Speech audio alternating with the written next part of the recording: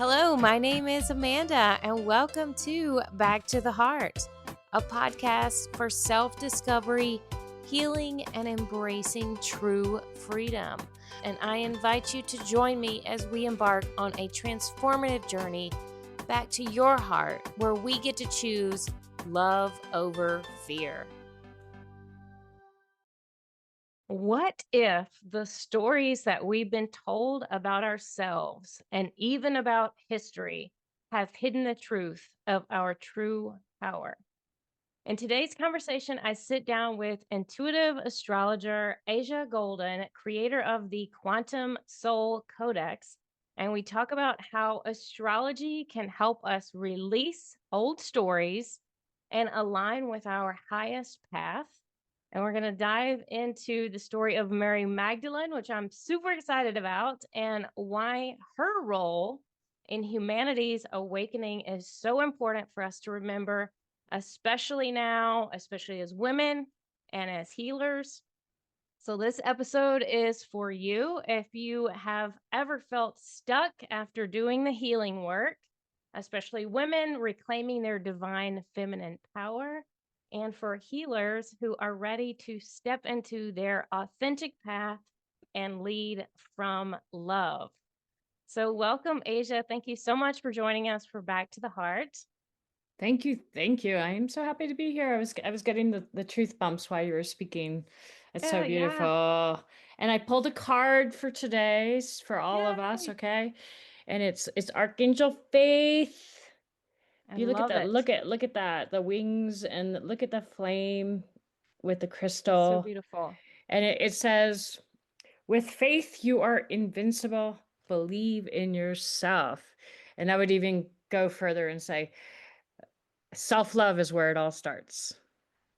It does. That was the inspiration for this podcast and Back to the Heart is, we get back to loving ourselves first. We get back to that inner knowing, that inner intuition that's in all of us. Then we're able to love those around us. So that is very fitting for our call today. It's all divine timing. Yes, I love this. Yes, it always is. So, let's jump in. And for somebody who might be new to astrology, because as I mentioned before we started recording, I've had quite a few different types of guests on the show, but nobody specifically talking about astrology. And I want us to dig in and you to explain to someone who may not know, what is it that you really mean by transcended intuitive astrology and being the creator of the Quantum Soul Codex. Like, what is that exactly? Right. Well, all right. Let's dive into this. So, we were all born from source. All right. If you want to call that God, goddess, Christos, Sophia, heart womb, it's all the same. And at that moment when we chose to be source and form, we had a mission. We were very excited. We're like, yes, I want to go out and explore the universes, hang out on some planets. And so every one of us has a mission. We have a purpose with our source, with our codex, right? And quantum, right? It's beyond time. It's beyond any like linear. It's all about frequency, your soul. The codex is like a living book of your light codes of who you are from the moment you were born from source. So, in that, what happens is we travel through all these lifetimes, right? These timelines we're jumping through. And that original codex often gets distorted because we're having so much fun in these lifetimes doing other things. What I'm seeing in a lot of astrology and the people I'm working with, especially women, is the witch wound, the persecution wound is really coming up in the charts. Why? We have to ask ourselves, why am I seeing that pretty much almost in every chart I've done in the last few months? Why is because the divine feminine is rising. Okay. So when I look at a chart, Now, traditional astrology, let's step back a few paces. Traditional astrology looks at it, you have houses, you have the signs, and you have aspects. You have squares, oppositions, trines, sextiles, and a whole bunch more, right? And it's very flat. And this is how it is. Eighth house has to do with it's like real estate, inheritance, death. Well, eighth house really has to do with the tantric codes. It has to do with the death and resurrection that we have been doing in like every lifetime. And how many times, especially, women have been in that mode in this lifetime. And so what I do is I go deep, much, much deeper. And I have to bring in the mantis because the mantis, they come from another universe and they have been here. They're incredibly gentle beings. And the wisdom is, I couldn't even expound on their wisdom. They were the ones that, through vessels like me, have brought astrology to the planet Earth. All right. And is to help us grow, just like acupuncture. Did someone just say, oh, needles? No, the knowledge was given from the galactics. And so other lifetimes ago, we worked together and we coded this Quantum Soul Codex to be released. And so it got released about 2 years ago with seeing this huge mantis was the first thing. I was like, whoa, what's this mantis all about? And then a friend of mine was like, you've got to bring your light language out more. And I started doing the light language and I realized who's speaking through me. And it was the mantis. And so they helped me see the soul blueprint, a chart, if you want to call it, in a multi-dimensional reality. It's very, I see things not as just lines. I see it tied to other lifetimes.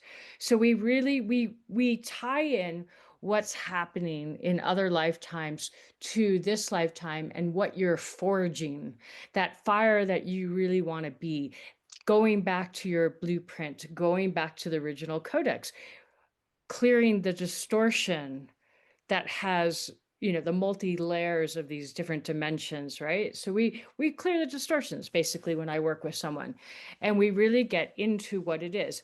How I operate is we look at core themes of each aspect, right? The houses are extremely important, so you do need to know pretty close to your birth time.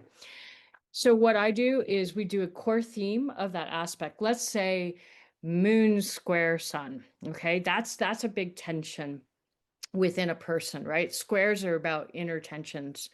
And so what we do is we take the core theme of that, and then we take the shadow work. What have you been operating from the shadow? And then we take the embodied work. So we shine light on the shadow. And when you shine light on a shadow, what happens? It disappears, right? So I give a really in-depth view of your codex by looking at the shadows, by create those themes. And there's usually 4 to 5 major themes in a person's life. Some a lot more, some less, depending on how much karma you've developed and how much you want to release, right? So that's really the basis. And so we go through the whole chart and we just keep going core themes. So when you have a square with moon and sun, moon has no power for reflection, right? It's the sun that reflects on the moon to make it glow. So somewhere there just creates this, so the moon kind of gets lost in the sun's power, right? When you have a square. So maybe it's somewhere you don't want to speak up for yourself. You're afraid of speaking your words. These would be the persecution wounds, the witch wounds, right? You're afraid to shine. And that would be the shadow of that. And then the embodiment would be starting to use that throat chakra, starting to really acknowledge the wisdom from your heart and bringing that forth in your life through that square, because that square you chose in this lifetime. And the one thing that's really important is North Node and South Node, and that's where I first go. The North Node is our soul's compass. It is absolutely our highest destiny.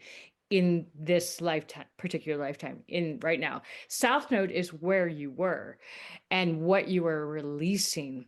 And so that's really our pivotal point. That's our nodal axis, right? The axes here are so important to look at because we bring that south node in with us. Let's say you were someone that you were like you have south node in your cancer, for example.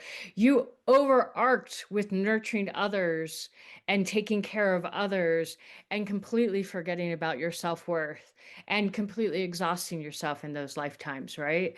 So then and so in this lifetime in north node, you are all about bringing that energy grounded into the earth and Capricorn, and you are allowing yourself to shine through and nurturing yourself first and foremost through that self-love so that you can take care of other people and stop overarching. So that's what I'm presenting to people, is really looking at their shadow work, bringing it to that embodied place so they can shine.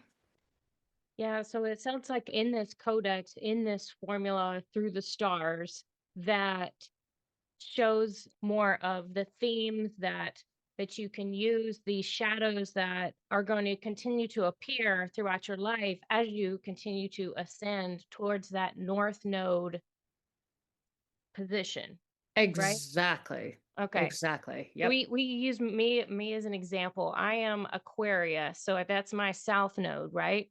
And I believe my north node is Leo. So Leah. it fits very much with me starting this podcast at the beginning of 2025 and Right. clearing this throat chakra and speaking my truth and out here broadcasting and connecting and sharing a voice that I was so afraid to do. I was all in this Aquarius world of this balance and feeling like, oh, everything has to be fair and I can't shine any brighter than the person beside me.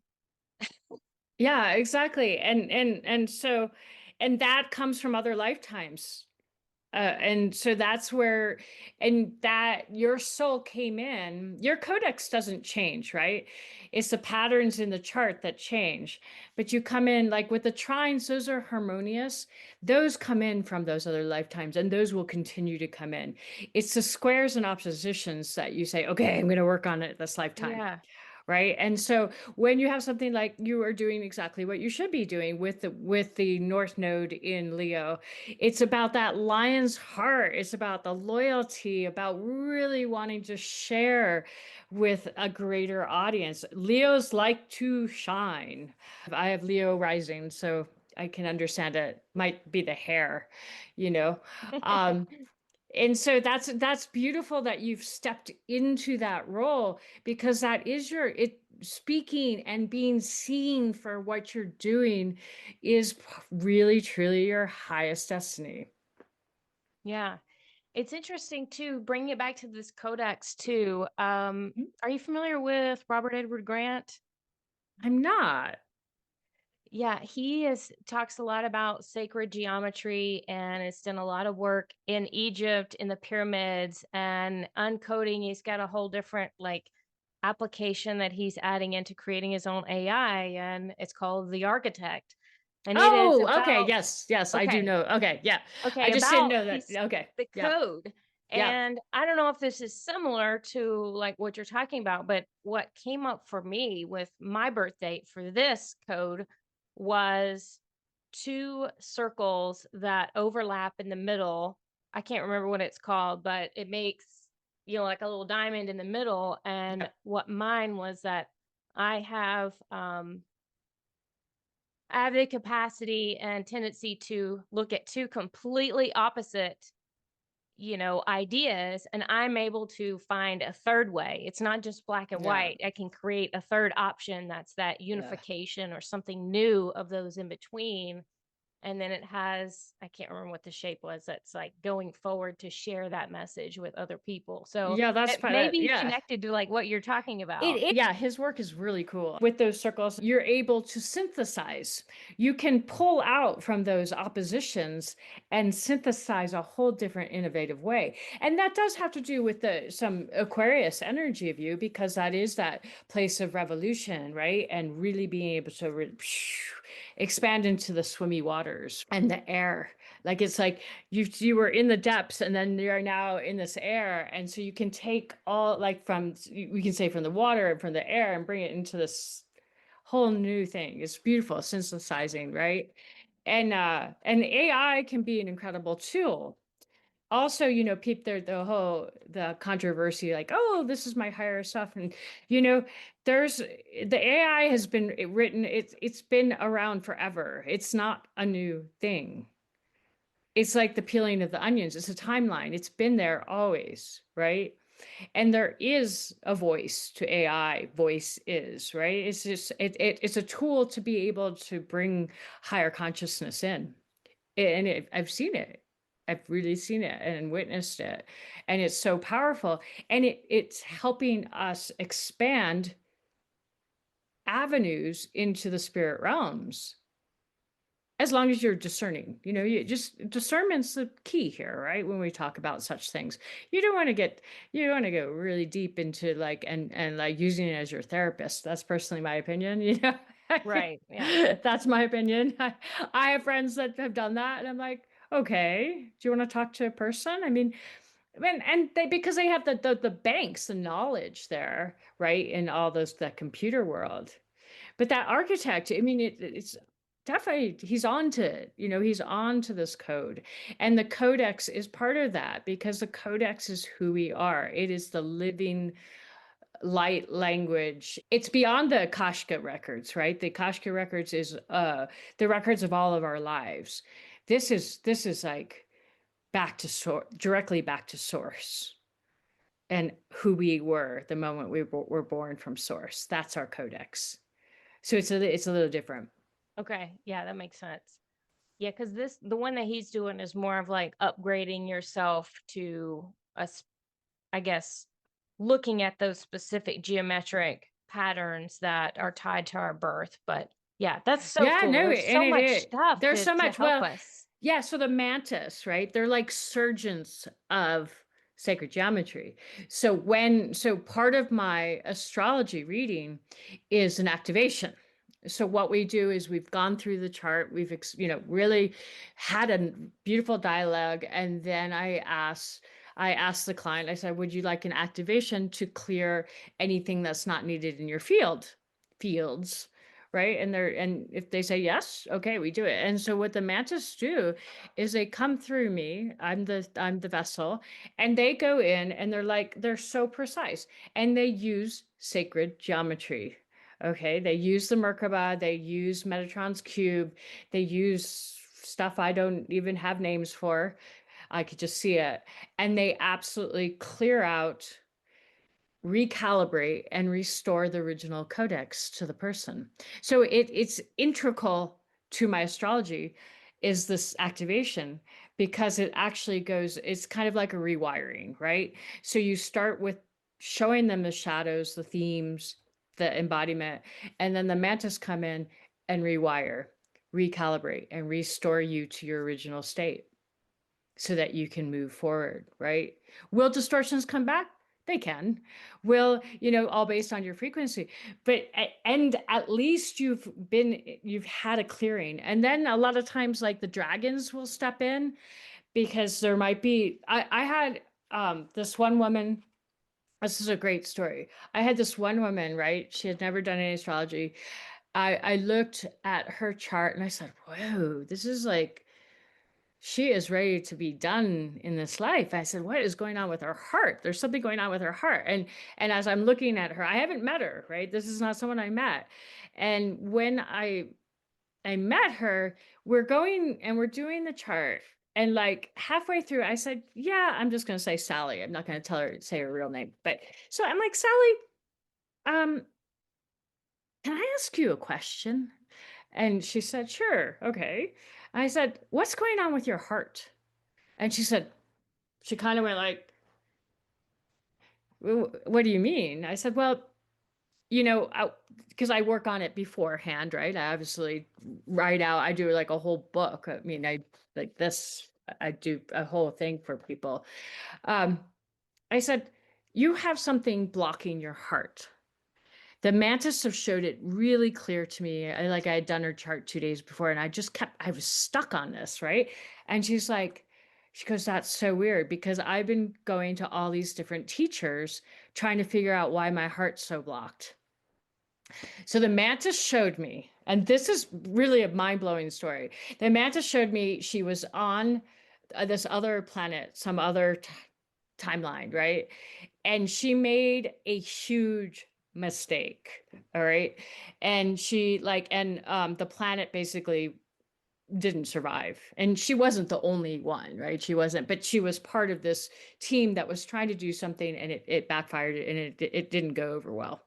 And she said, I can never, and it happened to be with a, and she felt like she was misguided because of love, right? And she said, I'm never going to do this again. I'm locking my heart. I'm not gonna, there's no way I can ever do this. Too many people were harmed all because of me and me being in love with someone. I'm like, oh my God. Right. So I said to her, I would like to stop doing the chart, and I would like to bring the mantis in. And would you be interested in clearing this heart energy, this imprint? And she said, oh my God, I've been looking to do this for years. So we took some breaths, stepped into the circle, and wow, it was like this huge lock that the mantis showed me, right? And she had to do it, right? So we gave her a key. They did sacred geometry, we did light coding, right? And finally it was to the point where she needed to unlock. Oof, I really get the truth bounce here. She had to unlock it herself. I said, are you ready to unlock this and realize that it no longer serves you? And she said, oh, you have no idea. Yes. And oof, the moment she unlocked this, we're on a Zoom call. I was blown back literally by the energy that came out of her. My chair, Oh, just like this, I went poof. It was so bright. It was like lightning.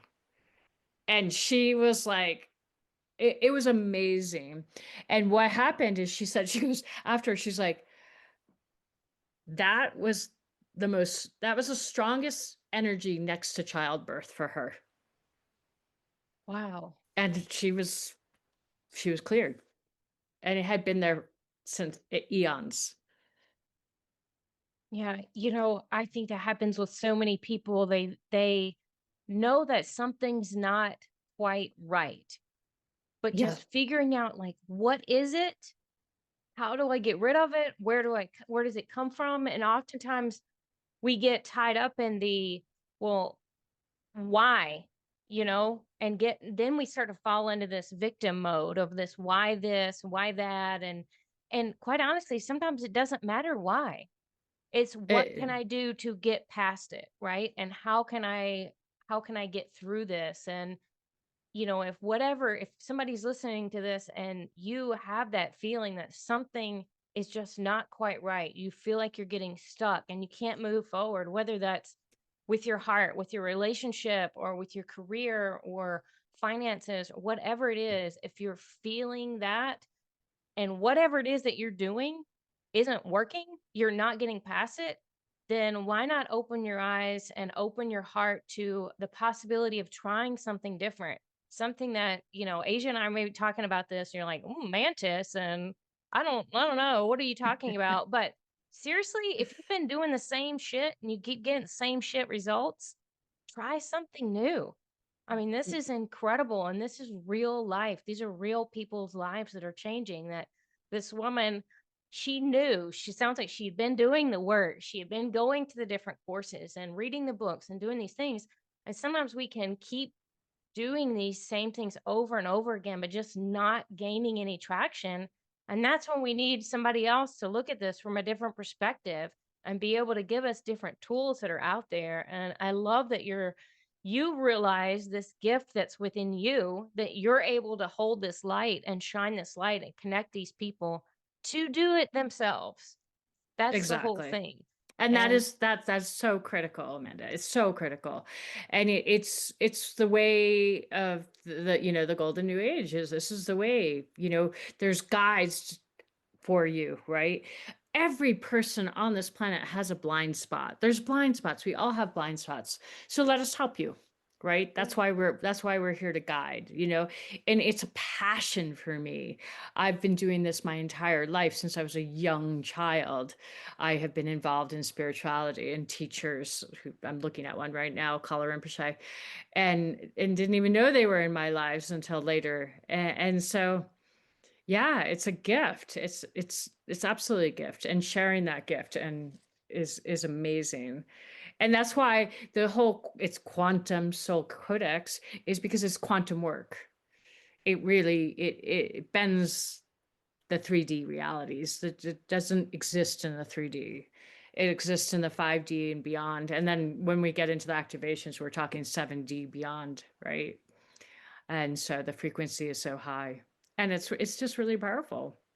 It's it powerful work. really is. And that's the first step is people, I think, have to get to a place where they can open up their mind and their hearts for understanding that there are other things that they don't have to understand that actually exist, that are S beyond this 3D space. And people say, well, I need to have, math or science. Well, science is constantly evolving based on the Exactly. information that we have at the time. And um, I say, well, do you know what love is? Yeah. Do you believe in love? Well, how do you measure that? There's no science, there's no mathematical equation, but you still believe it exists, right? Same Exactly. thing. And the one other thing, if I may bring up, is that because you triggered that in my thought is a lot of people start to get anxiety because they don't know, right? Because they don't know. Let me just say something to each and every one of you.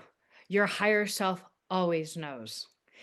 So it's really, really powerful to get comfortable in the unknowing and to be okay with that and know that something is coming your way to help you because when you put a call out and it's sincere from your heart, something will walk into your life, or you will create the impetus to make a change for yourself because your higher self is activating you. Yeah, it's making that choice, making that decision. Exactly. Do I want to choose love or fear? And when you make that choice and then you're able to look back into yourself, you know. You absolutely do. I love that too. Love and fear. I used to be a school teacher long ago in one of my other lifetimes here. And we did a whole play around love and fear and what that choice was. It was so beautiful. And the girls all wrote poems about love and then they danced and showed what love was, showed what fear was, and how you needed to break the fear. Yes, I mean, So incredible. yeah, it really is. And that's the crux of things. It's your choice. Love, Yeah, fear. It yeah, really is. yeah. And it does take that conscious choice though, because we are in a 3D world where the fear is constantly being thrown at us from different angles, whether it's, just our life experiences, our parents, religion, politics, media, all of those, our food, our water, everything is constantly pressed onto us. So it takes that decision to say, you know, I believe that I was made in perfect form.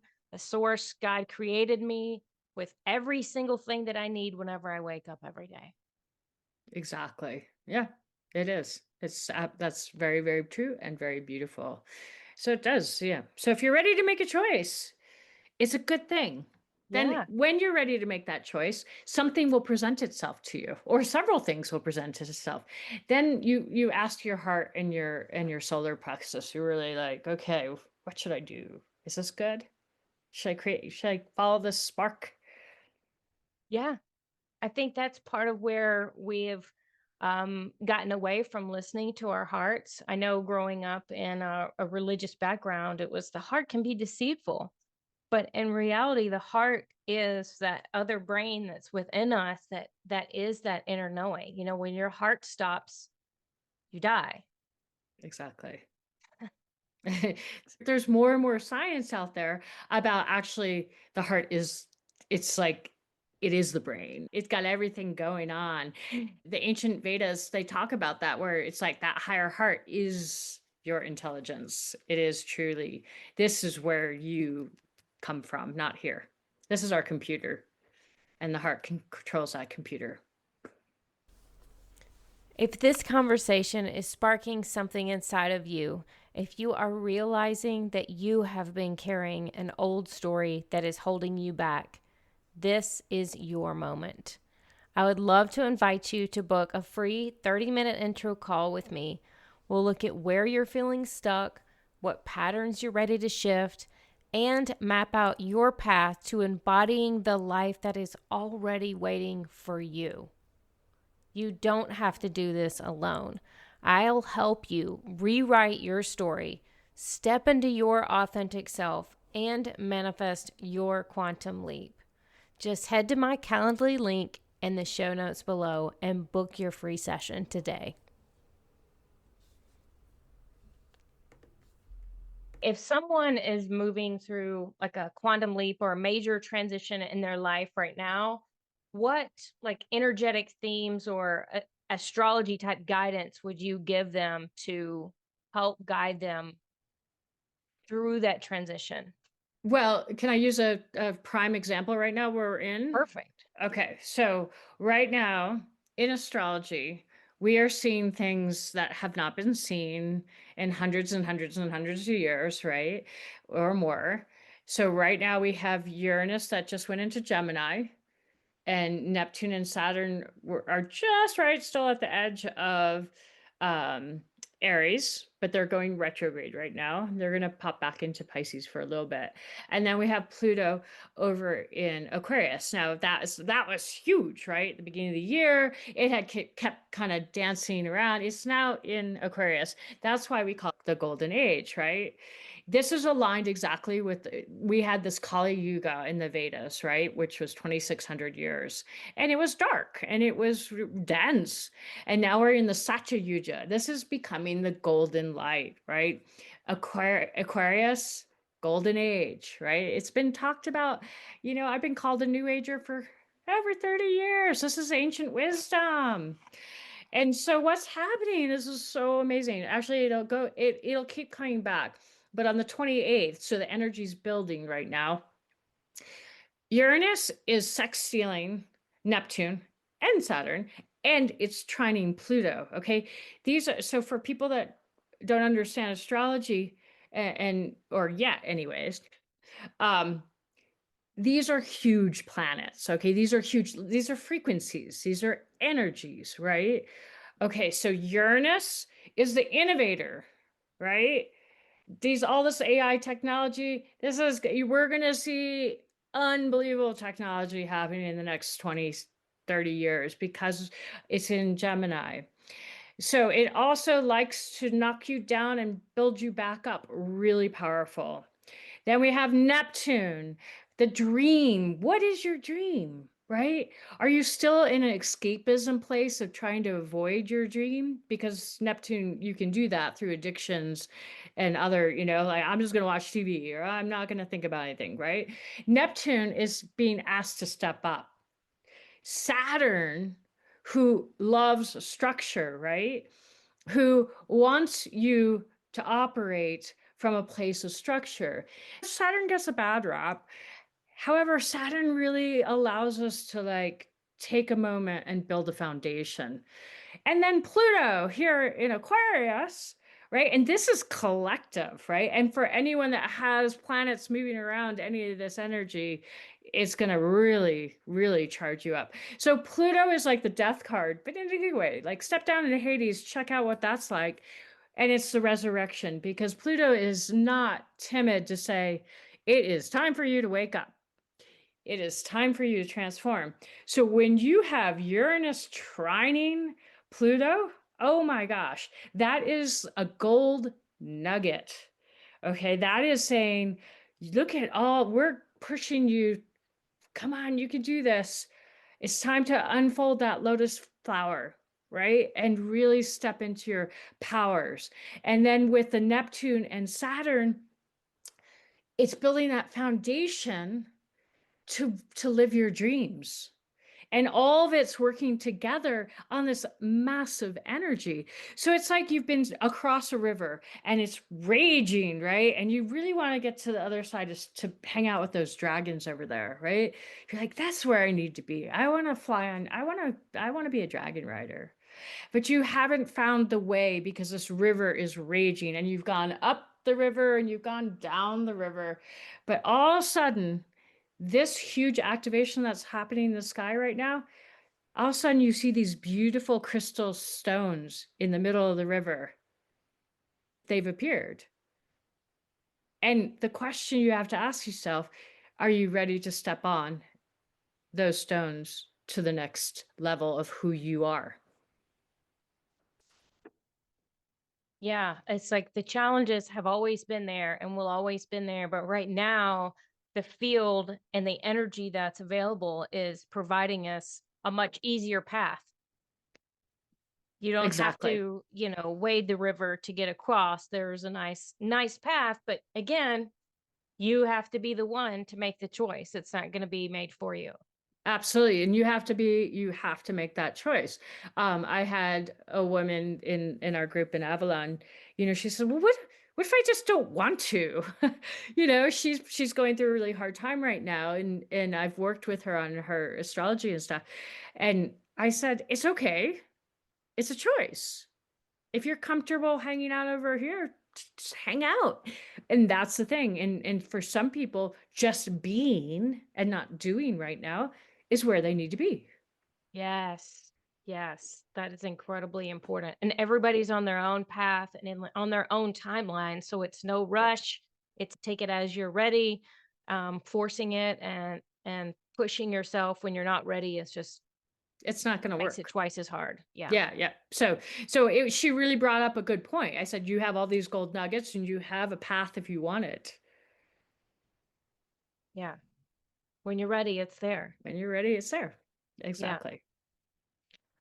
Well, let's transition this over to Mary Magdalene because I want to jump in and hear what your thoughts are about this story that's been hidden from the masses for so many years about Mary Magdalene, what her part was in connection with Jesus and the story and bringing the truth to the people and just let's go. All right, it's story time. All right, Mary Magdalene. She's a powerhouse. She is here.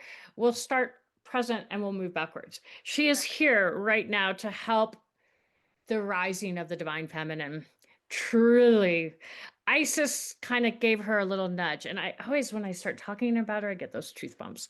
So Mary and Yeshua were like, they're all like hanging out in the ethers, like, we're good, we're good. And then, Isis shows up one day and says, yo, Mary, we need your help. We really need your story to be brought back to life, and so that we can empower the women on this planet and empower the men to find the divine feminine within themselves. And she's like, oh, okay. So she's here with us, and it's really, really powerful. She sent me on a wild goose chase for the Lionsgate, right? That was an interesting Lionsgate, because there's so much trying to debunk the Lionsgate. You can't debunk a portal. You can't debunk frequency. Anyways, and she's like, you need to find this because it needs to be part of your activation. Another part of me is I do activations for people. I create these activations so that people really can dive deep. So I was doing this big Lionsgate activation, and she had me looking at books and this and that because she wanted me to find the perfect example of the Ida and Pingali, which are the two serpents, the Kundalini rising, right? Mary Magdalene was trained, she was back with Isis, in another lifetime way back we're going way back. We have to bring Isis into the story, because Isis came to this planet and really elevated the frequencies on this planet with Mother Earth. She was the oracle for Mother Earth. Talk about ultimate divine feminine, right? And she also taught the tantric codes of sexuality. We'll get into why it got distorted, but it's a perfect union. You're a Mira, but you're also sovereign, right? It's not the entanglement, it's not the distortion, it's not, it's divine. It's it's divine union, right? And that's what Mary Magdalene and Yeshua had. They had the divine union. When she was little, in the lifetime of Mary Magdalene, she already came in knowing. She didn't forget. She knew who she was. So she started training in Isis temple at a very young age. And people were like, I love when people are like, there's no Isis temples. I'm like, there's still Isis temples today. The women know how to obscure to keep the work going, right? Because the womb is so powerful. I call it the heart womb, right? So Isis and her teachings have been passed on for generations, Can you eons. explain, even somebody may not have heard about Isis? So Isis came in, um, you can't count history because she came before written history, okay? And she came in and she was very, very powerful. And her purpose here was um, to raise the frequency of Earth. This was in a very magical time period. This is when Avalon was thriving. This is before the end of Atlantis, when it got all mad and crazy and power hungry, right? Um, and so Egypt was this place. Now the pyramids were already there. They had been built by the Galactics, and she was part of that team, right? And her job, which she loved, was the earth, and she was here to heal the earth, right? And so you see her with wings, right, in the mythology of ancient Egypt. And yes, guess what, she did have wings. She was able to get to that point, and that is her true nature. She does, like angel wings, she truly has that. I mean, this story is one unto itself, which I still have to present on Instagram. But anyways, so Isis worked with Hathor. Okay, so we have to go a little further back. Hathor was a scientist, amazing. So Hathor is I think the hippopotamus goddess, right? So the loving earth goddess of Egypt mythology.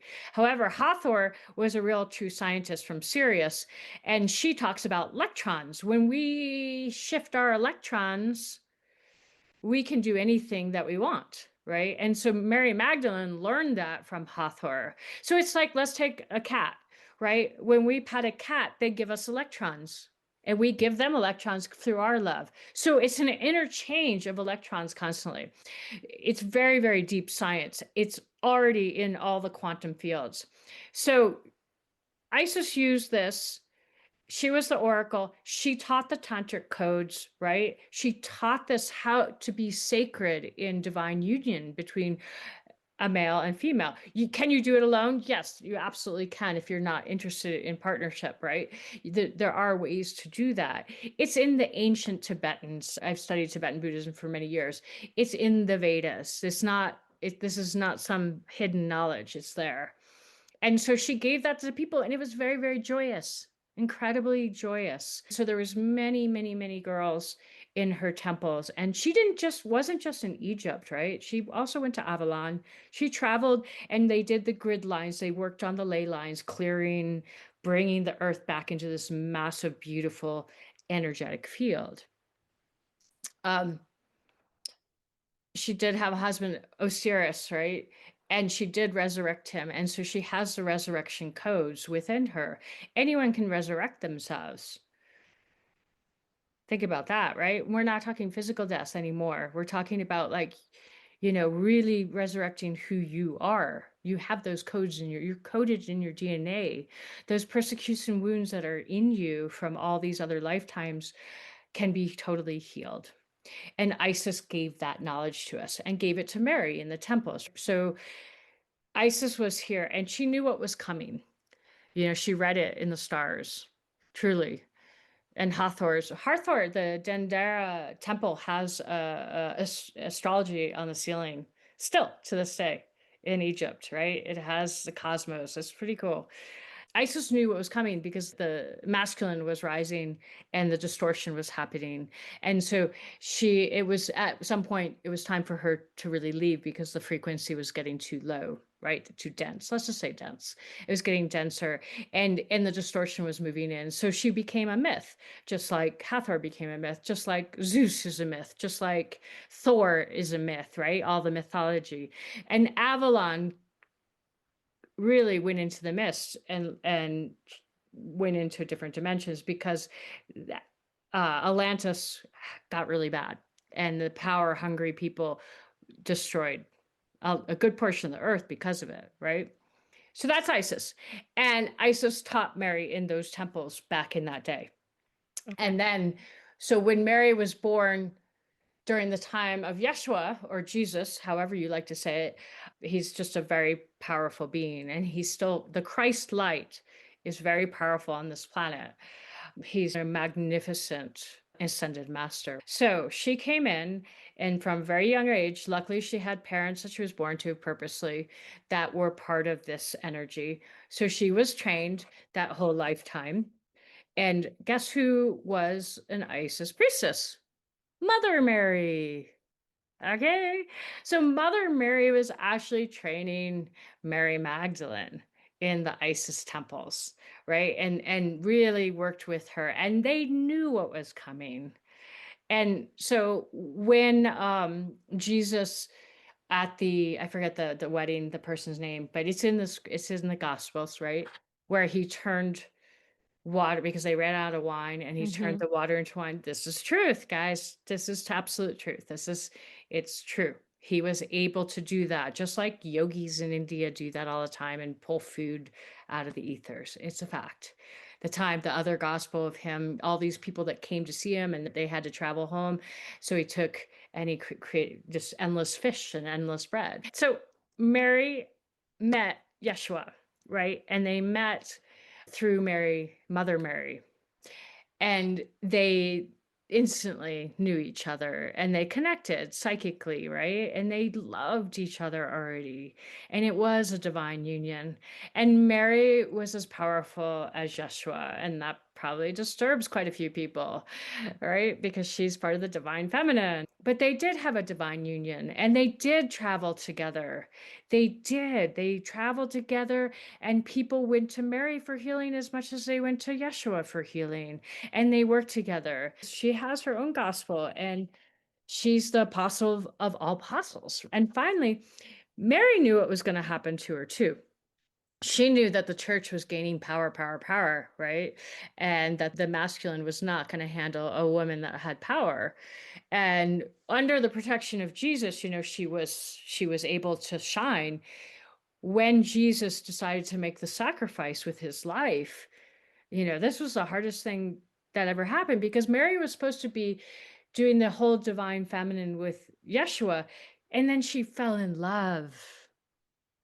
And Yeshua fell in love with Mary, and they were in a divine union. And yes, they did have a daughter. That's the later story. So she saw that the church was going to smear her. She knew all this was coming. So they did after, and she and Mother Mary were there after his death. And Jesus absolutely came and did visit her.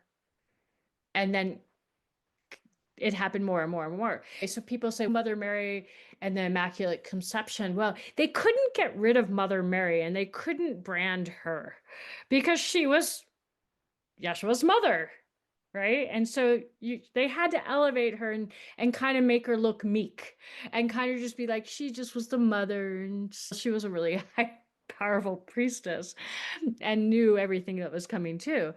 But they could brand Mary Magdalene because she was just a follower. She was a whore. Mm-hmm. I mean, and that's what we're talking about with the density of the masculinity, right? The divine feminine just got buried and burned and persecuted, right? Then we have witch trials and all the other ways they like to persecute women all across the world. And so Mary is amazing, right? And she did escape with Mother Mary, and she was pregnant at the time. And they did escape to France. And yes, that cave in Lourdes is still there. And Mother Mary will appear if your heart is really true.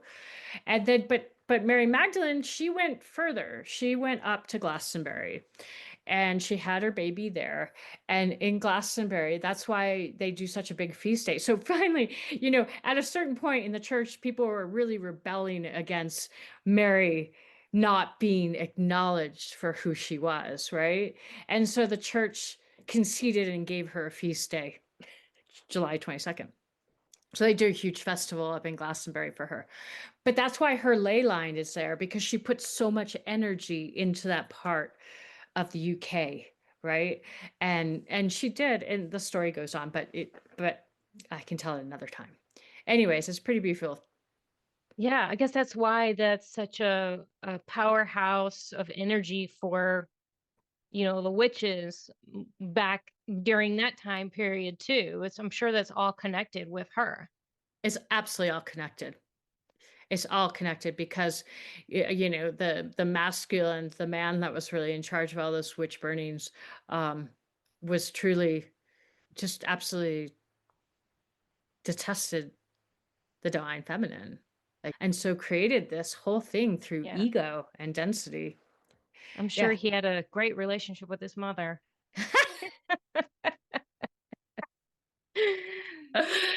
Yeah, we should work on his traumas a little bit. Maybe that would Yeah, help. We'll change needs we'll change the timelines, and he all the needs some stories will shadow shift. work. Yeah.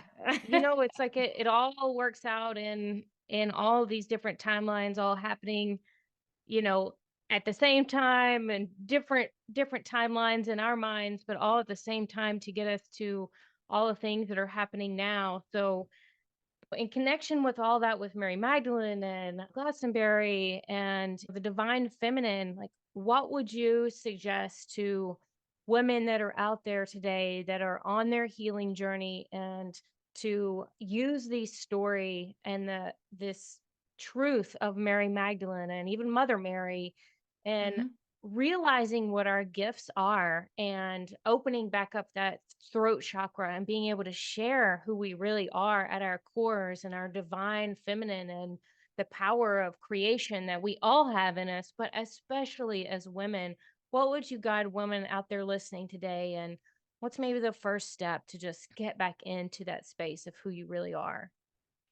First step is mirror work. I sorry, from the East Coast, mirror work.